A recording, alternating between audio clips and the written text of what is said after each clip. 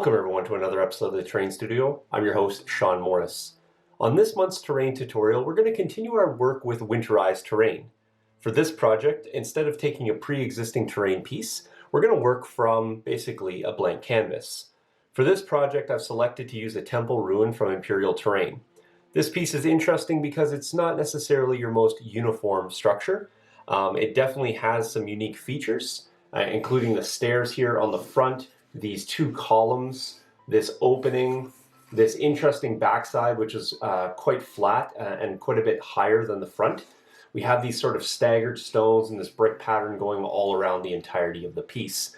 It's got a lot of interesting surfaces. This is why I've kind of selected this piece, because I think it will accentuate and highlight a few different techniques that you can probably sort of use on your other terrain projects.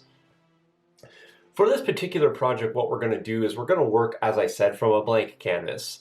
This piece has already been sanded using 80, 200, and 400 grit sandpaper. You notice that some of the mold lines are still in existence, but they primarily have been sanded off.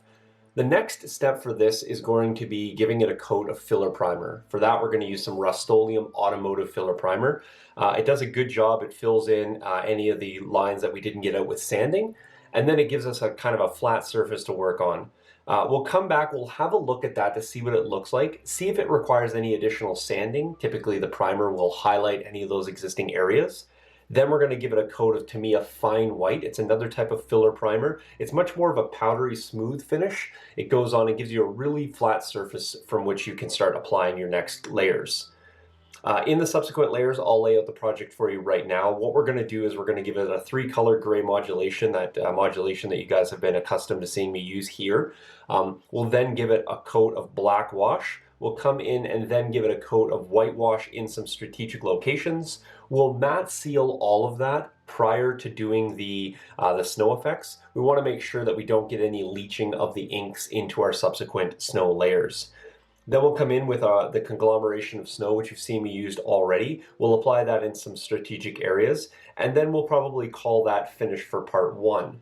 That's effectively what you've seen in the previous tutorial. However, this is not on a pre-existing structure, and it's on a 3D print, which is a little bit different than what you've seen previously. After that, what we're going to do is come in part 2, and we're going to do some ice effects, some water effects, and some icicle effects on some key locations. It will be definitely a shorter part, but definitely will be some of the more advanced and maybe product-heavy techniques. The idea and the hope here in all these tutorials is that you can take them in whole or in part and apply them across a number of mediums. So hopefully you guys will enjoy the tutorials. I'm sure you will. Without further ado, I'm going to step off camera, get this prepped up, and then come back so we can get going with the coloration.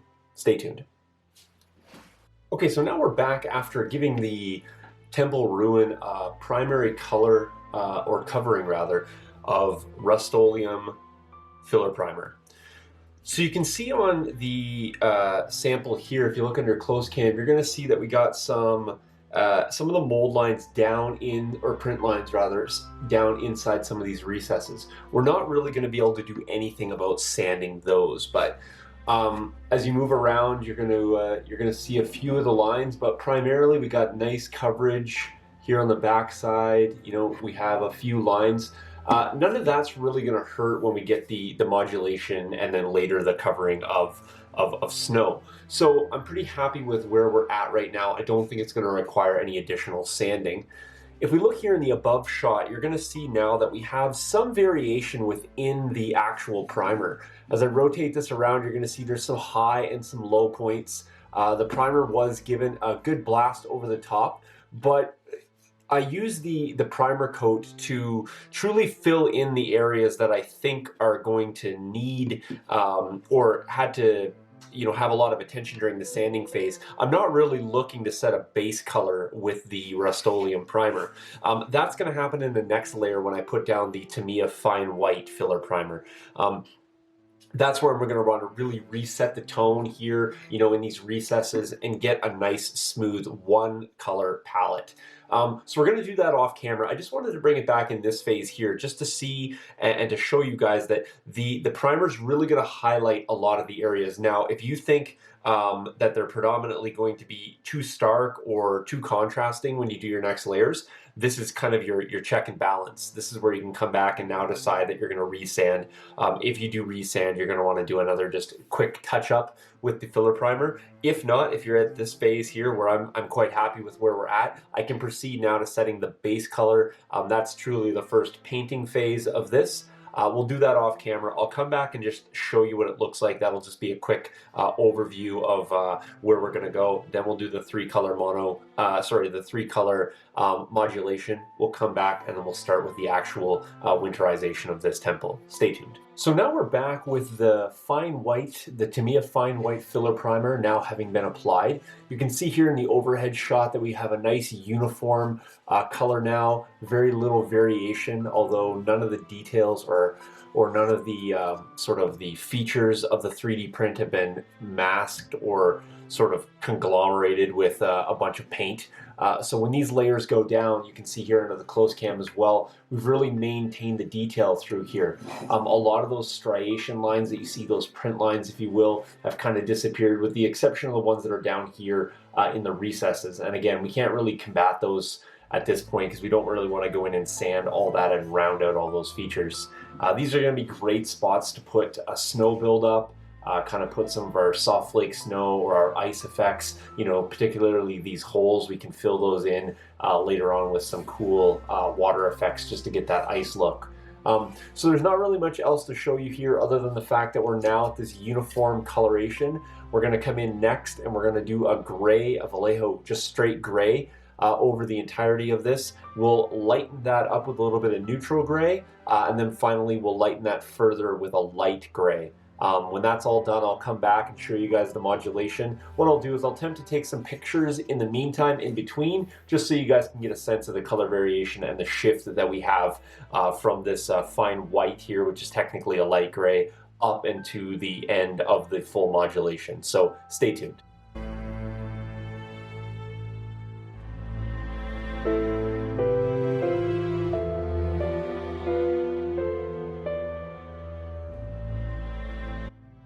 So now we've come back with the temple ruin here, and you can see it's drastically different than when we last left off. So we've got the modulation done. We've done the black gray ink wash over the entirety of the model. You can see here in the recesses and those bricks on the side that we have quite the nice buildup of the ink. We've also given it a heavy coat of Vallejo matte sealer. Just a rattle can version here, just sprayed it over the entirety of this, just to sort of seal in the black prior to the next step. So what we're going to do here is we're actually going to take some of this Vallejo model wash here. This is actually the white wash, and that's effectively what we're going to do to the model. We're going to wash over the entirety of the model. Not sure, shouldn't say the entirety. We're going to wash over select sections of the model. And what we're looking to do here is we're looking to create a little bit of almost a light layer of frost. We're certainly going to be able to come in and use some of the whiter patches to cover with snow. So don't worry too much in this stage if you get it looking perfect. If you happen to have a couple sections that are a little bit too hot, and I mean that in the sense that you have a color concentration that's maybe a little bit more than you were anticipating or wanted, we can certainly cover that up in subsequent layers. So I'll work basically here under the two cameras. We'll flop back and forth just so you guys can see the action. I'm just going to give this a little bit of shake here off camera, and then we'll start going in and layering up some of this. I probably will speed up a good portion of this, but I will show you kind of how I'm going to go ahead and start applying. So what I'm going to do here is just working on the steps. I'm just going to go in and start flooding out some areas. It's okay if it sort of drips and pools in different areas. Obviously I want to run it down in some of the recesses, and I want to give it a really a nice saturation.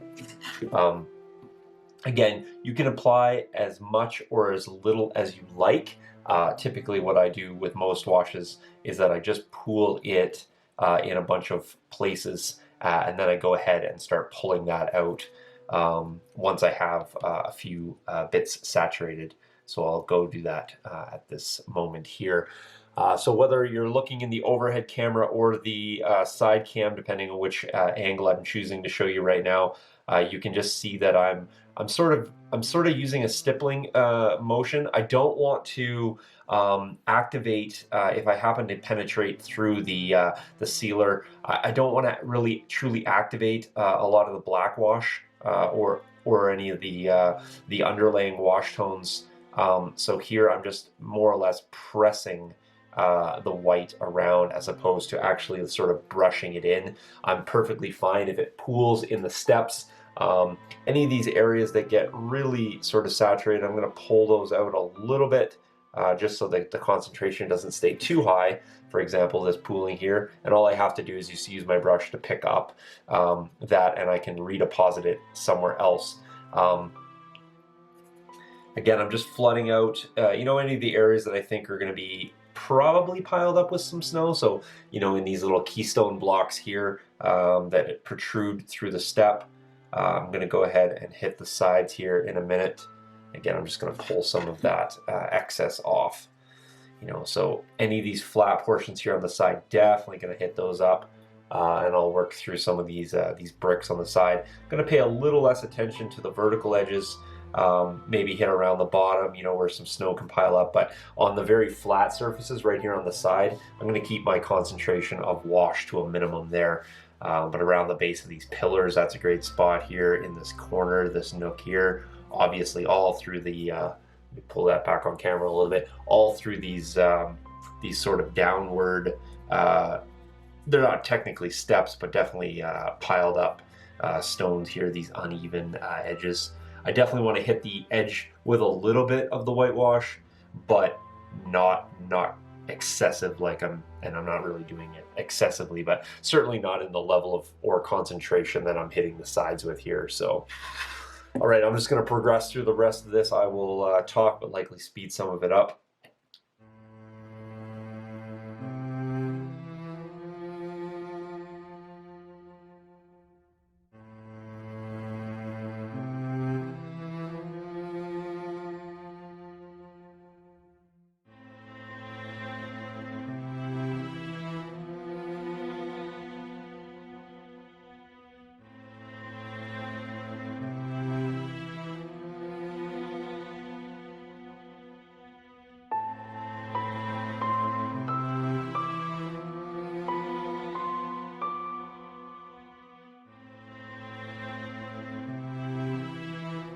But as I was saying, you could certainly just sort of use the whitewash as that frosted look and kind of be content with that as well. So as with most of the tutorials, you can truly just use the techniques as they are applicable to the design or the piece that you're working on. They're not necessarily designed to be a start to finish process. Certainly if you want to try to emulate or replicate something, you want to go through the steps, but each of these are sort of designed to give you more technical steps that you can sort of apply across pieces or pick and choose kind of the techniques that you like. So what we're going to do is we're going to go ahead and let this set for the overnight. We're going to let it dry at least 6 or 7 hours before we want to top coat it. We're going to go ahead and give it another coat of the matte sealer because when we go in and activate it with the Scenic Cement and the snow mixture, again, I don't want that penetration to resaturate that dark undertone and start wicking that through the snow. So to look to avoid that, we'll give it a secondary layer of matte sealer and just sort of seal in both of these ink layers a little bit better than if we just left it unprotected. So stay tuned, guys. I'll catch you guys in the next step. All right, now welcome back to the first step in the snow application process. So what we have right now is we've whitewashed the entirety of the piece, and you can kind of see here under both the overhead and the picture-in-picture here how the white wash has sort of settled into a lot of the crevices here. We got a really nice sort of wintry look. You can almost see the cold features here in the stone. It's really starting to look like stone texture, and we definitely have both the black wash as well as the white wash really sort of playing off one another. So what we're going to do now is we're going to come in and we're going to start applying the snow. So let me slide this aside. Here's the snow texture here. It's already been mixed up in this container, and you can sort of see as I swirl the stick through that it has some viscosity to it. This snow texture here I've mixed up before, and I've told you the recipe. I'll just briefly cover it. What it is I use Woodland Scenic Soft Flake Snow, and that's sort of a granular product. I also mix it with a little bit of Weld Bond, so it's a thick PVA, and that's really just simply designed to give it the adherence factor. As well, I mix in a little bit of Woodland Scenic's Scenic Cement. That's a thinner glue. That adds a little bit of fluidity to the snow, just to sort of make sure that I can apply it in sort of a smooth layer. It also penetrates in, it has a wicking agent, and it really is able to bind through both the PVA as well as the granular snow. So what we're going to do now is we're going to take the same brush we had before, and we're just going to sort of glob this on to the feature.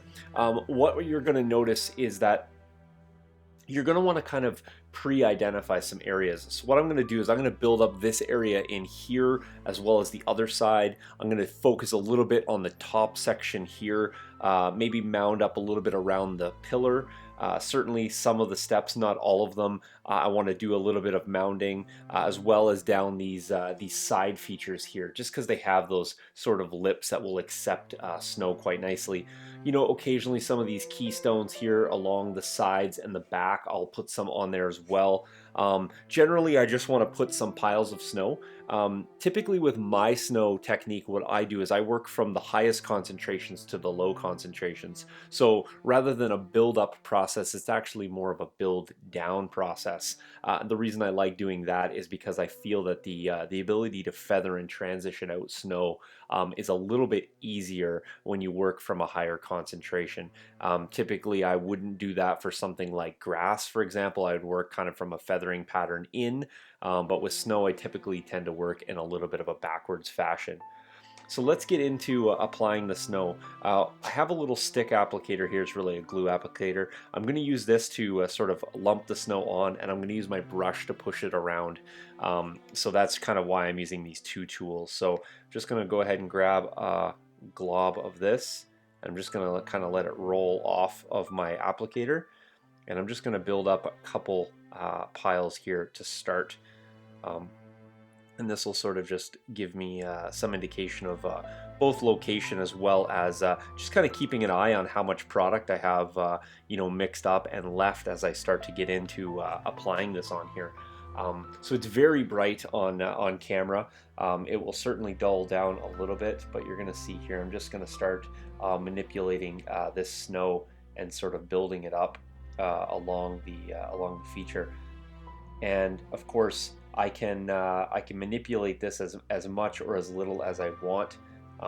So definitely play with the densities of the snow. Play with the buildup. Pile it up. If you don't like it, sort of move it around a little bit more. And of course, you can transition and make the snow as thick or as thin as you like as well. And so for this, I'm going to leave most of what I'm putting down now as a thick layer. Because I want to come in later on as I transition this snow out with subsequent snow layers.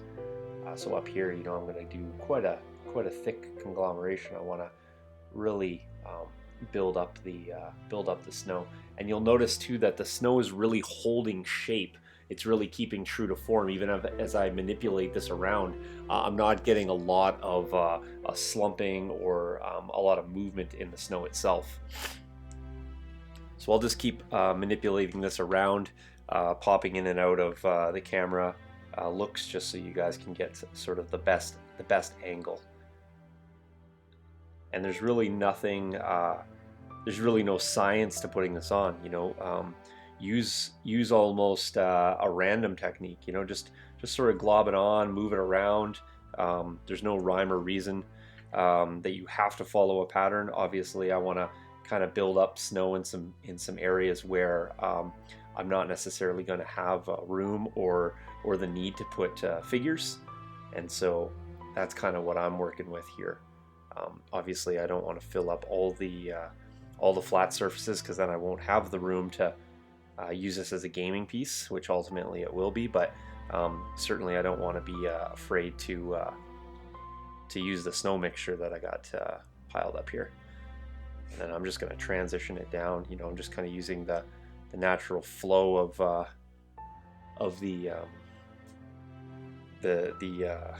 what am I trying to say here? The natural flow of the actual piece. You know, I have some steps here, so naturally snow is probably going to sort of fall down and accumulate. Likewise on this side as well. You know, for fear of being uniform, I also want to kind of use physics, and the flat surfaces are definitely going to be an area where snow is going to pile up. There's going to be no reason why snow hasn't kind of fallen down on these features. Maybe I don't have to have snow on every single keystone around the exterior of this, but certainly I can build it up on a few of them, as thick or as thin as I want, as I said. All right, let's just get back to now sort of manipulating. And there's not a lot of manipulation that you need to do. You can kind of see that the snow sort of has this natural adherence to sort of accumulate as it would. You know, there's certainly gravity involved here, and I'm just kind of using that gravity to assist me in this application. You know, manipulate the piles, push it into a corner, build it up along an edge. Certainly you can do all that. I'm just gonna, and I don't want to transition too much of this out at this point. I'll come back in a few minutes and start to work on the transition, but right now what I want to do is just build up these clumps. I can certainly feather it out a little bit, but we'll come in and we'll do that in subsequent steps. And then ultimately you'll have to let this dry because we can only move it around so much at this point, but we will come in and add basically the same sort of mixture, but we're going to be putting it on in a slightly different fashion, and for a slightly different purpose. We want to kind of create those transition points down to where we're going to use just straight soft flake snow with Scenic Cement, and we'll just sort of apply that powdery look, that more fresh or blown snow look. And then of course we want to leave some room for ice effects that we'll do in part 2, the little bit slightly more advanced part of this build. I'm just going to transition a little bit down over the edge just so you guys can see that you can manipulate the snow down a vertical edge as well. Because you have both an adhesive and quite a thick viscosity with this, it lends well to either climbing up or slumping over, as you can see. And again, I'm not trying to move it too much, but I am trying to get some unique features, get some some cool transitions, and I think it's already starting to look a lot more winter than it did a few minutes ago. All right, so you guys can see both in the overhead shot as well as the close cam that we're definitely getting some nice build-ups here. All right, let's grab some more and let's kind of build up the interior of the doorway here. You know, this certainly looks like a place that you might have some. I'm just going to turn this slightly so I can see. This definitely looks like an area where you might get some blown snow coming in. Maybe it's going to pile up here in the back corner, back side. I'm just going to throw some in there and move it around. Then I want to come to these front steps here.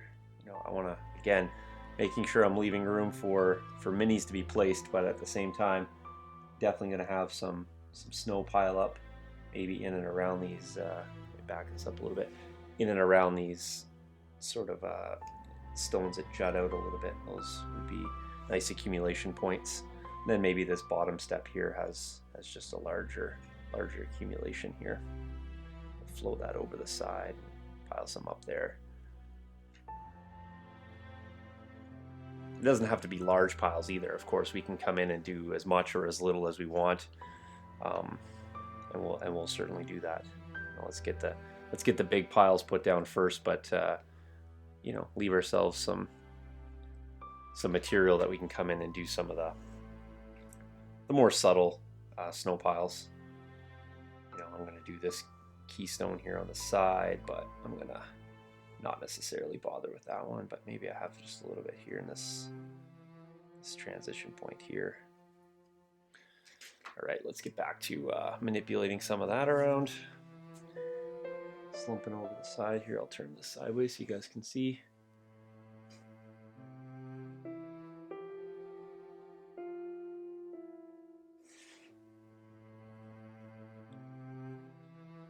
I really dreaded doing snow, to be honest, previously. It was one of those things that it took me quite a few years to build up kind of the both the knowledge and honestly just the bravery to tackle snow. It's one of the more difficult things to pull off in terms of looking good, and that's just my opinion. Um, but it's also one of the terrain features I think, or terrain sort of elements that I think looks the best when it's done. It really does look good. It sets off a table or a miniature in amazing ways. I think you can get a lot of really cool and unique looks from snow. I find that it can take a fairly bland or relatively simplistic terrain feature or miniature and really sort of set it off with almost very little effort. Like, this is not taking a lot of effort, but truthfully what took me a while was kind of coming up with the mixtures, coming up with the application technique. How do I make snow look like snow? How do I winterize things appropriately? And truthfully, what I figured out is it's all about building up layers. It's not something that you can just sort of hope to do in a single step. And that's kind of one of the lessons that I had to learn. And it's almost like you have to do things twice. Like, you gotta almost build your under features or your undertones as if that was the look you were going for, and then you layer your snow on. And because of that, it is a little bit more effort in terms of the prep work, but not such a difficult task once you figure it out. So this back feature is a little bit of a challenge because there's not a lot of area to sort of transition snow in, but one of the things we do have is we have a small lip here, so I want to really play off that, make sure I get some snow built up there.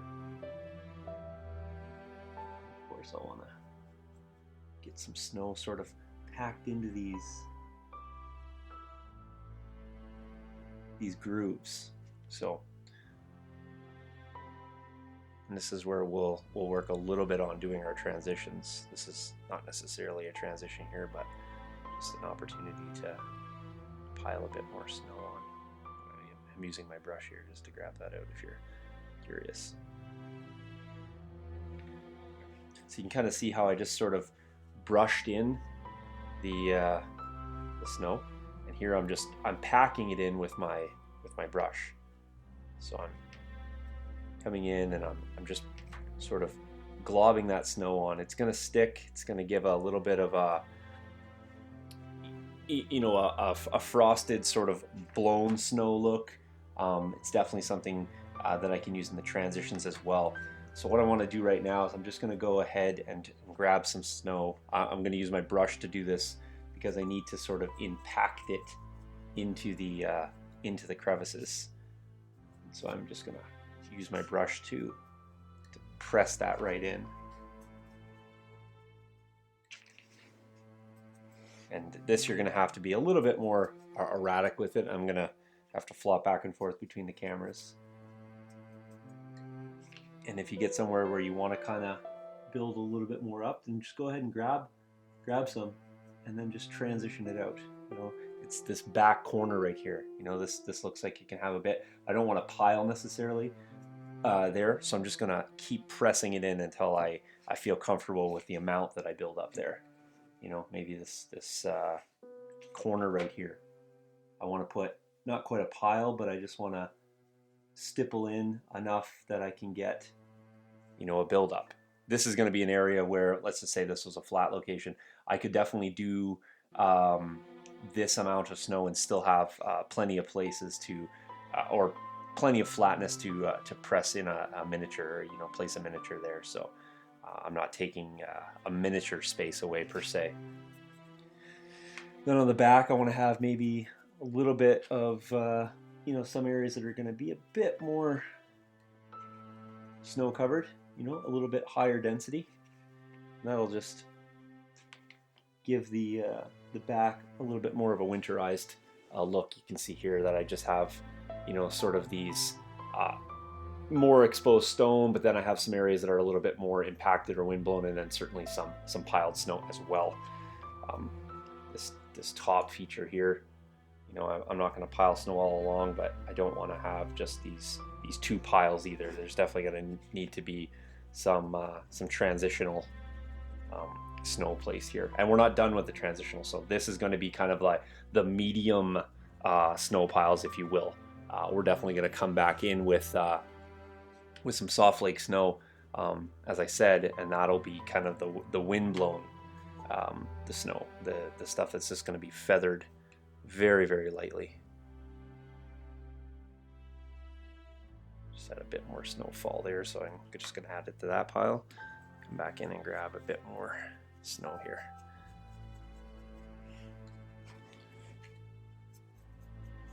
And again, you'll kind of see that I'm trying not to put any significant brush strokes into this, so I'm more using a stippling technique, but occasionally you do have to sort of brush the snow sort of in place. And then here on this flat, I need to make sure that, okay, if I am going to make some additional piles, I don't want to have it significantly piled up, because I, again, want to have plenty of room to place miniatures relatively flatly. So I'll build it up a little bit, but not overly too much. I'm gonna sort of resaturate this snow too, because as it starts to dry, that scenic cement starts evaporating off, and of course then it starts to get a little too granular, for me anyway.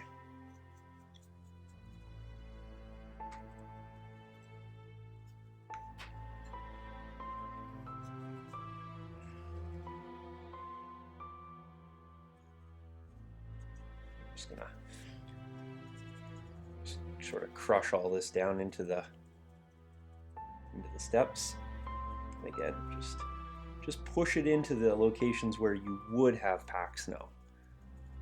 You know, just use the features. You know, if it wants to pile up in a certain area, then that's likely where it would pile up. You know, press it in and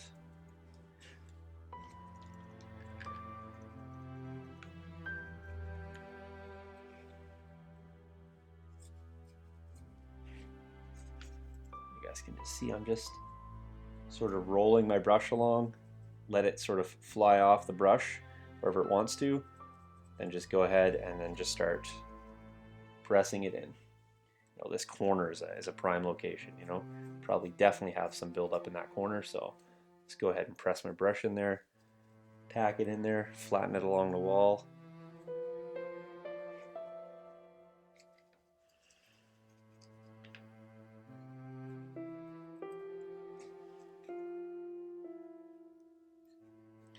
And we're going to lock in this, I'm just going to jam it in this bottom corner here, although it's right along the actual base of the model. I'll probably lose some of that because it's not going to adhere fully, and it gets on my mat, but I can clean that off later as well. And we're going to lock this in as we spray over some subsequent layers of the Scenic Cement too. So if you feel it's like not necessarily fully adhered, or you still feel like it's a little too dry in some spots, we'll go ahead and lock that in with some overspray, and that really helps. It penetrates into the snow layers, and really helps lock in this stuff we're pressing in now. grabbing some pretty significant chunks of snow, but I got some flats here. I got some nice brick patterns that I can, another keystone here. I'll just jam it in there in the corner, lock it up.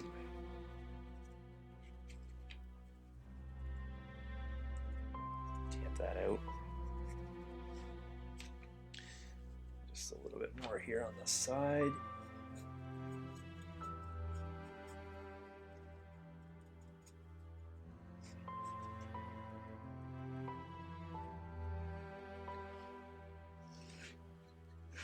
Just looking now, just making sure I got uniform coverage. I don't want to have anything that's, you know, too overly gray stone, like, you know, too much exposed stone.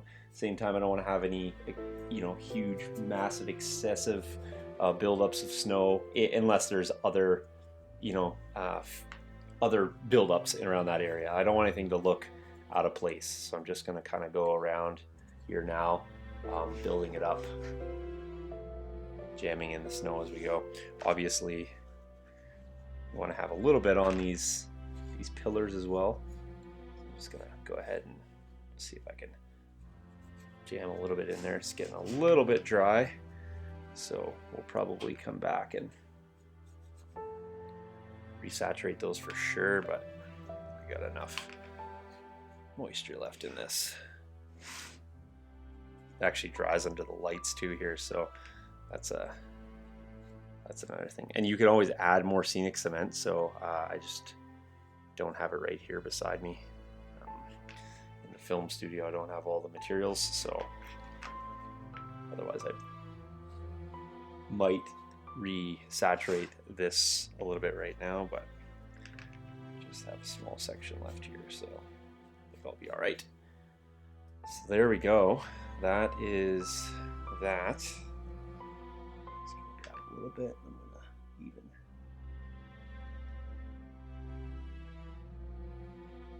Sure. Why wouldn't the pillar have a little bit of snow right on the top of it? So we just got a little bit there. Grab a little bit more. This one might not have so much, but certainly just gonna have a little bit. Okay, so I think we're good there. Made a little bit of a mess, so I want to clean that up before it gets too sticky. But you can see here now we have, you know, a lot of snow buildup on the stairs. We got big conglomerations here in some strategic locations. Nothing that's really taken away from the playability of this. So, you know, majority of the stairs, the flat locations here, even on top of this piece, we still have room to place a miniature. Along the edges, just looking here, maybe I can put a bit more snow in there. Along the edges, the flats, the back portion here, you know, some exposed, some not. Along the sides here, just have a lot of really nice snow buildups, and I'm really kind of pleased with how that all looks. We aren't done, as I said, and I've said that a few times now, just so that you guys know. That doesn't mean that you can't be done. You just set this aside, let it dry. The snow is going to slump a little bit more. And then you can go ahead and seal that in. You could use some matte sealer. Just make sure whatever you use dries clear. You don't want to discolor your snow at all. We're gonna go let this lock in, and then what we're gonna do is we're gonna come back and then we're gonna actually saturate this using a brush, but using a application of Scenic Cement. And then we're going to use a sprinkle technique to just create actual snowfall features for this. So please stay tuned for that. This is probably going to take several hours, if not leave it overnight. You don't need to rush these jobs. So if you have the time, more time is your friend, just to make sure that specifically these large piles of snow, if they're not fully dry when you do the next step, that's not going to be the end of the world either. But like I said, just do yourself a favor, let the snow dry, and then come back and start doing your next application process. So stay tuned. So we're now ready for the final step in the build process here. What we've done prior to this is that we've given the entirety of the model a saturation coat using Scenic Cement. I've just done this with a mister bottle, and you can see that I've sprayed over the entirety of the model. What we're going to be using for this step is a material called soft flake snow. It's available through Woodland Scenics. The snow itself is a very granular product, and it kind of goes on just like a sand. What we're going to do is we're going to use a sprinkling technique, much similar to how snow actually falls in nature. And we're going to primarily concentrate first and foremost on the piled snow. You'll notice at this point that the snow more or less looks like sort of sleet piles. It's got a very smooth texture, quite shiny, and lacks granularity. So what we're going to do is we're going to use the soft flake snow here to concentrate on those piles to add a little bit of a fresh powdered look to it. We're just working around the entirety of the model, again, focusing primarily on the piles, but not being concerned if we do get any sort of sprinkling or sort of feathering onto the stone structure. That's actually going to be the next step. So we're already sort of thinking about how we're going to transition these piles. Again, just using the sprinkling technique, you're letting the snow fall and pile, and you're not really worried too much about adherence. The saturation coat of the Scenic Cement will create a natural wicking effect with the snow.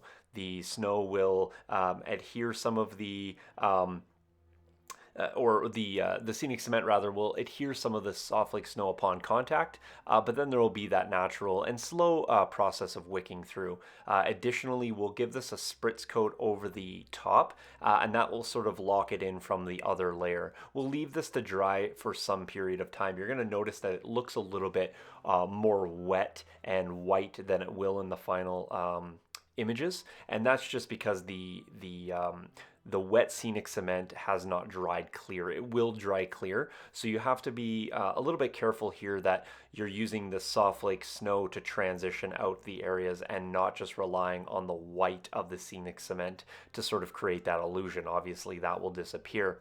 As I said, we're concentrating primarily on the piles, and we're using the snow to transition between the piles and sort of gradually build up or down that snow look. Again, you don't have to concentrate so much on the flat portions or the vertical surfaces. We want to primarily just use this to create that gradient.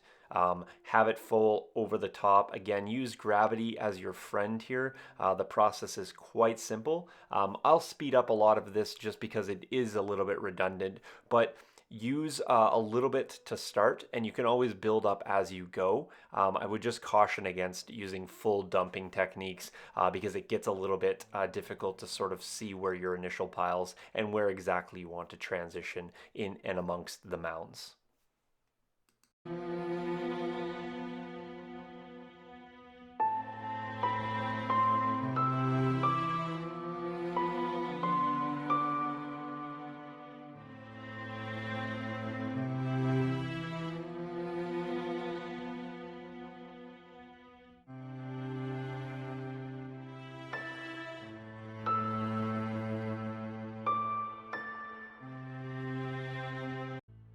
All right, so I'm happy to report that we're now at the end of the project. We've successfully achieved our winterized look here using a combination of the whitewash, the piled snow, as well as the soft flake snow. We've really given this piece the illusion of that cold, damp, wintry look, and I think in combination with the initial washes, we've really created a lot of depth even amongst the base layers. So just kind of going back through the process, we really kind of used a natural application technique to kind of give this piece a very natural piled snow look. We've sort of concentrated on the areas that would see some accumulation. We all kind of probably have some context to draw on in terms of how winter and snow pile up on various objects. One of the things that we wanted to make sure is we were maintaining the illusion of snow while not compromising any of the surfaces for gameplay or model placement, particularly around the stairs and the flat portions around the entrance. Piling up the snow in areas that aren't otherwise going to see gameplay is probably your best technique, and it just allows you to kind of achieve that look, as I said, without compromising any of the actual structure. The blown look on the side versus the piled snow on the top gives the piece a nice dynamic look. We maintain a lot of the gray look through the vertical surfaces while oversaturating the flat surfaces with the piled snow and the soft flake snow. Hopefully you guys have not found the process to be overly daunting. I think that the snow application process is one of those things that looks a lot more complex or complicated than it actually is.